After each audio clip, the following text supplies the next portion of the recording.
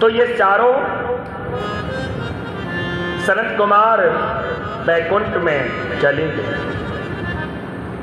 अब बैकुंठ में अंदर जैसे प्रवेश करना चाहा तो ये दोनों भगवान के पार्षद जय और विजय खड़े हुए, जाते ही तुरंत रोक दिया। सुनो, कहां चले जा रहे हो? कहा कि प्रभु के दर्शन करने के लिए जा रहे हैं।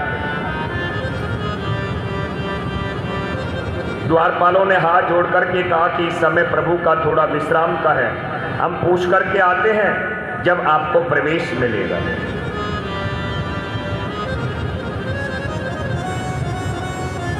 तो इन सनत कुमारों को क्रोध आ गया, अरे तुम भगवान के द्वारपाल होकर के भगवान से मिलने से रोकते हो, तुम बैकुंठ में रहने के काबिल नहीं हो, जाओ दोनों के दोनों निशाचर हो जाओ।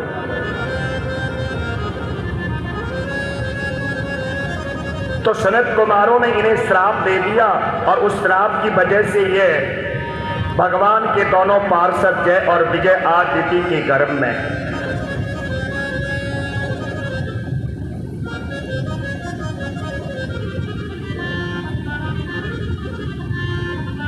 अब दोनों पुत्रों ने जन्म ले लिया, बालकों ने। एक का नाम है हिरण्याकश्यप, दूसरे का नाम है हिरण्याक्ष। सज्जनों, हिरण्याकश्यप कहते हैं अभिमान को और हिरण्याक्ष कहते हैं लोभ को। तो द्वितीय मानी भेद बुद्धि, अद्वितीय मानी अभेद बुद्धि। बोले जहां भेद बुद्धि होगी, जहां भेद होगा तो वहां अभिमान और लोभ दोनों का प्रादुर्भाव जरूर होगा।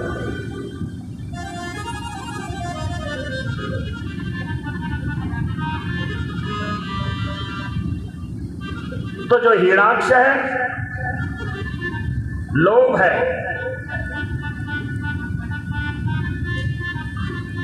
हिरण्याक्ष ने देखा तो उस समय कहते हैं कि पृथ्वी देवी समुद्र के नीचे तल में बैठी हुई,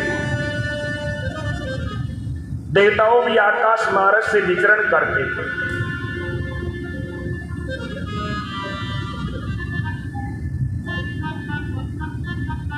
तो ये हिरण्याक्ष आकाश मार्ग से विचरण कर रहा था, इतने सामने से आगे नारद जी। अब नारद जी तो नारायण नारायण करते हुए चले आ रहे हैं। नारद जी को देख करके हिरण्याक्ष ने नारद जी को पकड़ लिया और कहा, महाराज ये ताम तमूरा ही बजाना जानते हो, लड़ाई झगड़ा करना भी जानते हो? नारद जी ने कहा, देखो हिरण्याक्ष, हमसे लड़ना झगड़ना नहीं आता, यदि तुम्हें भगवान का कीर्तन सुनना है तो सुना देते। हिरण्याक्ष ने कहा, लेकिन हमारी दोनों भुजाओं में खुजली चल रही है, हम तो तुमसे युद्ध करेंगे। अब नारद जी मन में विचार कर रहे हैं कि आज इस दुष्ट से बड़ा पाला पड़ गया, अब मैं इससे पीछा कैसे छुड़ाऊं? तो नारद जी ने कहा, सुनो हिरण्याक्ष, यदि हम तुमसे युद्ध न करें, किसी अच्छे योद्धा का नाम बता देता हूं, अरे तुम उससे जाकर के बोले युद्ध करना, लड़ना, और तुम्हारी भुजाओं की खुजली ऐसी मिटेगी जो हमेशा कभी चलेगी नहीं। हिरण्याक्ष ने कहा, तो ठीक, बताइए कौन सा योद्धा है? बोले इस समय वराह भगवान, बोले वराह इस समय पृथ्वी देवी को अपनी डांट पर बैठा करके और समुद्र के तल से लेकर के ऊपर आ रहा है।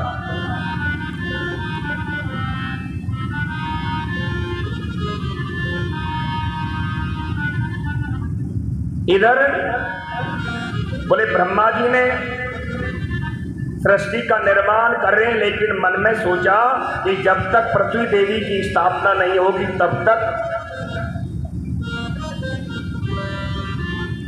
ये आगे कैसे बढ़ेगा, सृष्टि आगे कैसे बढ़ेगी। इसलिए ब्रह्मा जी को छींक आई और छींक आते ही बोले नासिका से एक शूकर का बालक निकला और देखते देखते वो बड़ा हो गया। ब्रह्मा जी ने कहा जाओ और जाकर के पृथ्वी देवी को समुद्र तल से लेकर के आओ। तो ये बड़ा भगवान, बोलिए बड़ा भगवान की जय। तो पृथ्वी देवी को अपनी डाढ़ पर बिठा करके और लेकर के आ रहे, और इधर हिरणाक्ष भी समुद्र में प्रवेश कर गया। अब हिरणाक्ष ने बड़ा भगवान को देखा। अब आपको पता है जब किसी से जबरदस्त झगड़ा करना होता तो क्या करता है व्यक्ति, उसके पास में बैठ करके अटपटी बातें करना प्रारंभ कर देता है, यानी छेड़ना प्रारंभ कर देता है। और जब ज्यादा छेड़ता है तो बोले उस व्यक्ति को क्रोध आता है, और क्रोध आता है तो दोनों में झगड़ा होता है। तो हिरणाक्ष ने बड़ा भगवान को उल्टा सुल्टा बोलने लगे, और बड़ा भगवान का और हिरणाक्ष का दोनों का युद्ध प्रारंभ हो गया। धीरे से बड़ा भगवान ने अपना बोले धीरे से थप्पड़ लगाया, और उसका बड़ा हिरणाक्ष का सिर धड़ से अलग हो गया। अब पृथ्वी देवी को लेकर के बड़ा भगवान निकल रहे हैं, और पृथ्वी देवी बड़ा भगवान की डाढ़ पर बैठी है। पर कभी कभी क्या होता है, बोले भक्ति के मन में अभिमान आ जाता है। अब पृथ्वी देवी के मन में अभिमान आ गया, और पृथ्वी देवी क्या सोच रही है, बोले देखो तो सही कि मैं थोड़ी सी समुद्र में विलीन हो गई, और मुझको निकालने के लिए भगवान ने और तो क्या बोले बराह का रूप धारण कर लिया। मेरे बिगड़ तो भगवान का भी काम नहीं चलता।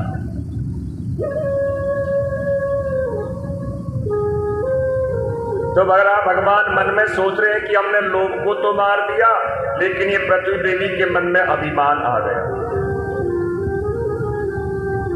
और पृथ्वी देवी का अभिमान भी बोले दूर करना चाहिए, क्योंकि अभिमान बड़ा खतरनाक होता है। तो बड़ा भगवान ने क्या किया, पृथ्वी देवी डाढ़ पर बैठी है, तो बड़ा भगवान ने क्या किया, बीच में ही वृंदावन के दर्शन करा दिए। चारों ओर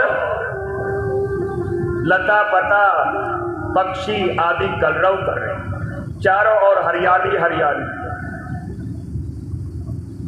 पृथ्वी देवी ने भगवान से पूछा कि प्रभु ये क्या है, बोले ये वृंदावन है, लेकिन मैं तो आपकी डाढ़ पर बैठे हूं। तो बड़ा भगवान कह रहे देखो पृथ्वी देवी, और एक बात और भी है, क्या, यदि आप चारों धामों में गिनती करोगे तो भी वृंदावन का नाम नहीं, और यदि आप वृंदावन में जाकर के भौतिक दृष्टि से देखोगे तो आपको टूटी फूटी गली गंदगी के अलावा कुछ नहीं दिखाई देगा। और यदि आपने भक्ति रूपी चश्मा लगाया हुआ है तो आपको कण कण में मेरे प्रभु बाके बिहारी राधा रानी के दर्शन है।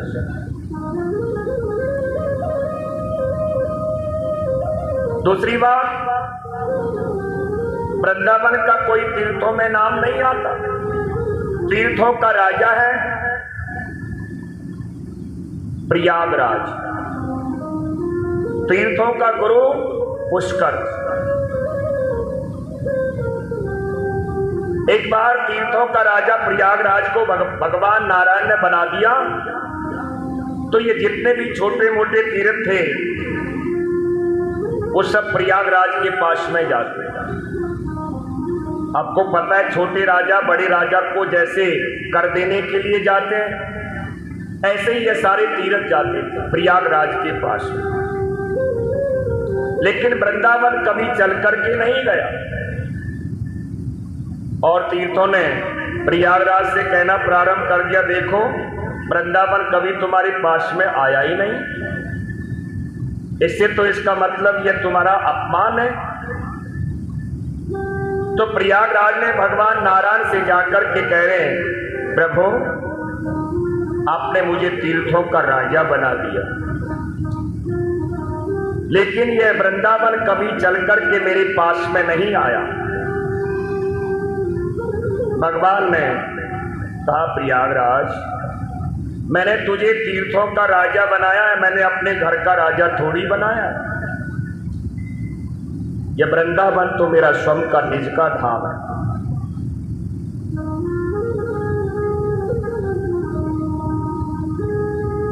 कहते हैं कि वृंदावन कि जहां तुलसी का वन,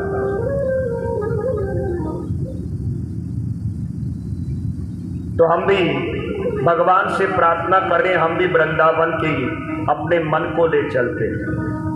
चलो मन वृंदावन की ओर, चलो मन वृंदावन की ओर, चलो मन वृंदावन की ओर, चलो मन वृंदावन की ओर, चलो मन वृंदावन की ओर, चलो मन वृंदावन की ओर।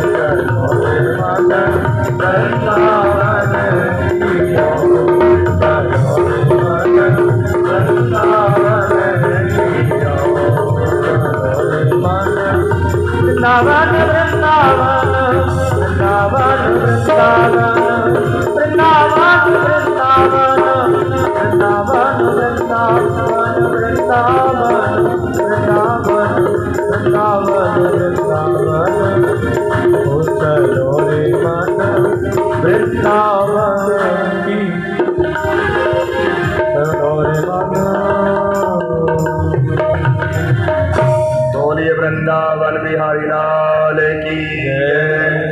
जय जय श्री राधे जय। कहते हैं धन धन वृंदावन रजधानी, धर्म कर्म जहाँ पटत देवरी, मुक्ति भरत जहाँ पानी। तो पृथ्वी देवी के मन में जो अभिमान था वो वराह भगवान ने दूर कर दिया और पृथ्वी देवी की लाकर के स्थापना कर दी। मैत्र मुनि कहते हैं, विदुर जी तुमने पूछा कि भगवान ने हिरण्याक्ष का वध क्यों किया, इसका मूल कारण क्या था, यह मैंने तुमको सुना दिया कि जो वैदिक धर्म के विरुद्ध आचरण करता है, इसलिए मेरे प्रभु को उसको मारना पड़ता, उसका उद्धार करना पड़ता। अब हृदय में स्थित लोभ को तो प्रभु ने मार दिया, हिरण्याक्ष को तो प्रभु ने मार दिया, लेकिन यदि ज्ञान को स्तर करना है तो भगवान कपिल देव का प्रागट भी होना जरूर है।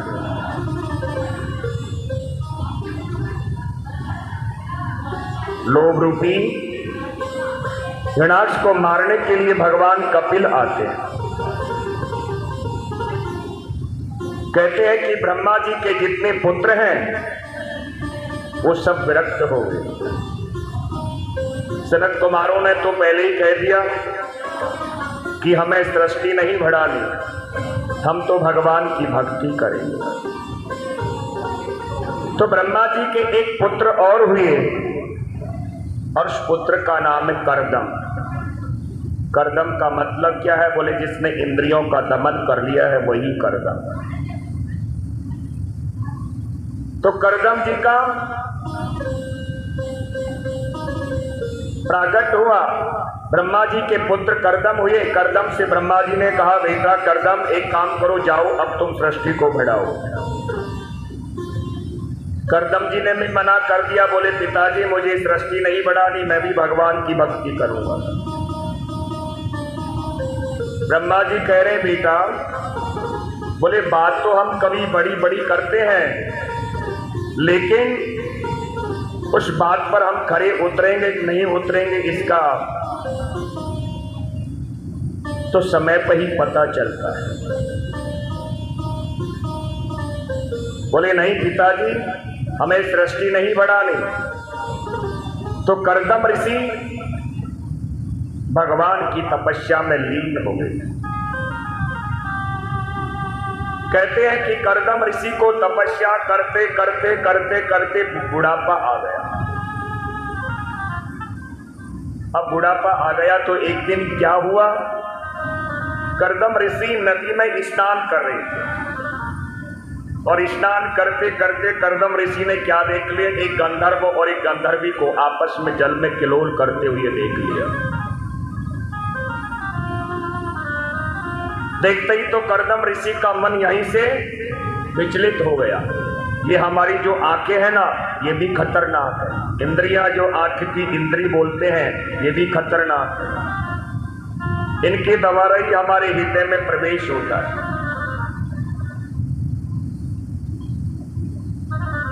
करदम ऋषि मन में सोच रहे, एक तो देखो हम फक्कड़ बाबा भक्ति करते करते बुढ़ापा आ गया, एक इनको देखो कैसे जल में किलोल कर रहे।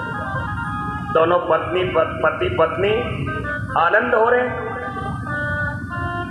अब करदम ऋषि का मन का भाव बदल गया। मन में विचार आया कि अब तो विवाह हमको भी करना चाहिए। अब एक बात और भी है यहाँ कि जिस व्यक्ति ने भक्ति अपना सारा जीवन प्रभु की भक्ति में समर्पण कर दिया, और यदि उस व्यक्ति के अंदर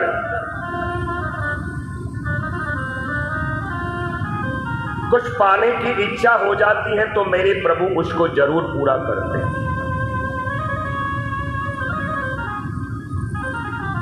तो अब कर्दम ऋषि ने क्या किया? तपस्या करने के लिए बैठ गए, लेकिन संकल्प क्या लिया? बोले प्रभु अब हमारा भी विवाह होना चाहिए।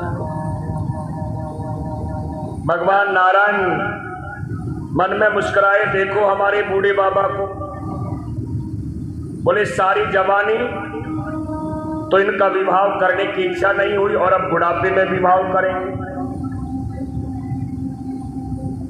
लेकिन कर्दम ऋषि की तपस्या से भगवान नारायण प्रसन्न हो गए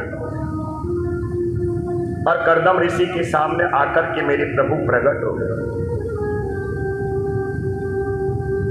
कर्दम ऋषि भगवान की स्तुति कर रहे हैं। कर्दम ऋषि से भगवान नारायण ने कहा, ऋषिवर अब वरदान मांगो। कर्दम ऋषि कह रहे, प्रभु मुझे कुछ नहीं चाहिए।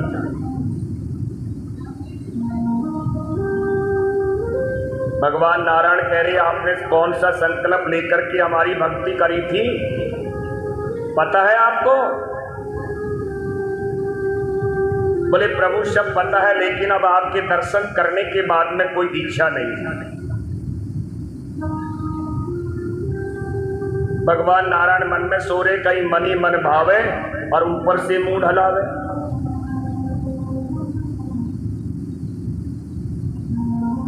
भगवान नारायण ने कह दिया, लेकिन हम तो तुम्हारा विवाह पक्का करके आए।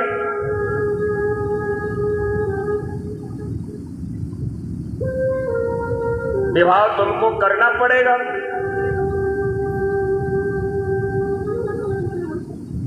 कर्दम ऋषि ने कहा, हम विवाह करेंगे तो एक शर्त होगी हमारी।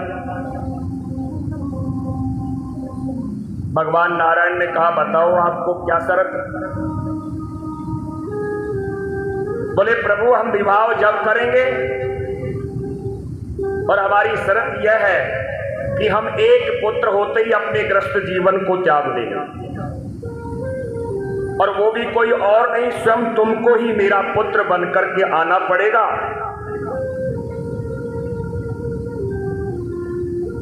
अब भक्त की इच्छा पूर्ति करने के लिए मेरे प्रभु ने कह दिया, एवं मस्तु, ऐसा ही होगा।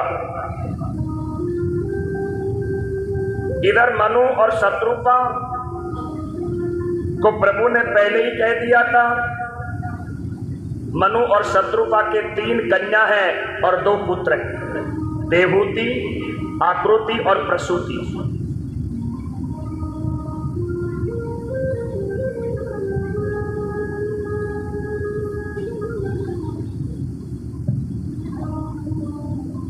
देवहूति है जो बीच की कन्या है, सबसे बड़ी का नाम है आकृति, देवहूति और प्रसूति।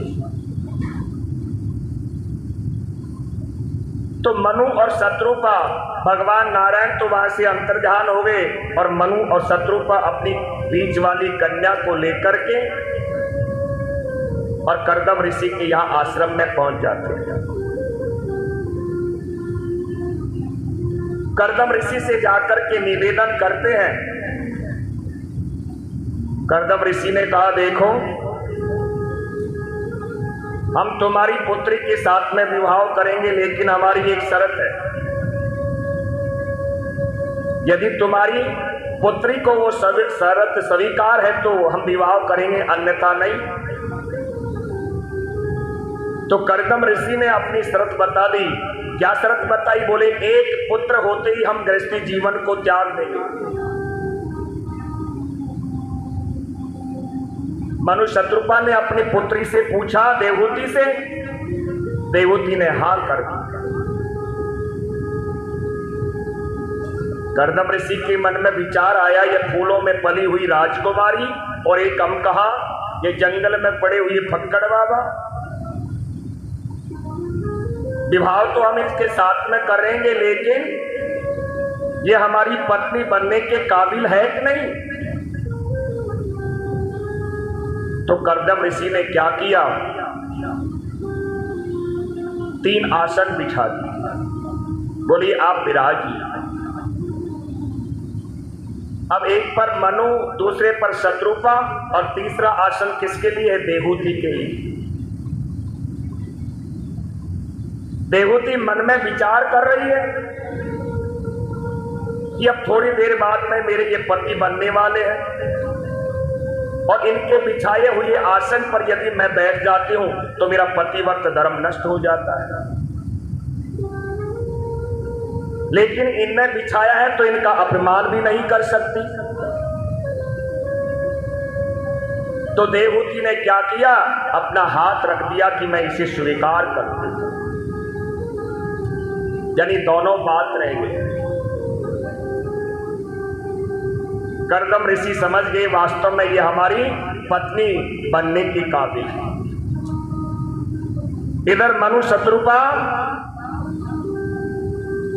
अपनी पुत्री देवहूति का विवाह करके और वहां से चले गए। कर्दम ऋषि आश्रम में जैसे ही कुटिया में देवहूति ने प्रवेश किया, सज्जनों कहते हैं कि देवहूति की आंखें खुली की खुली रही।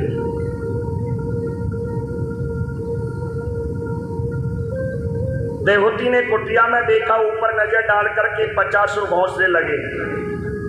बोले स्वामी ये क्या है?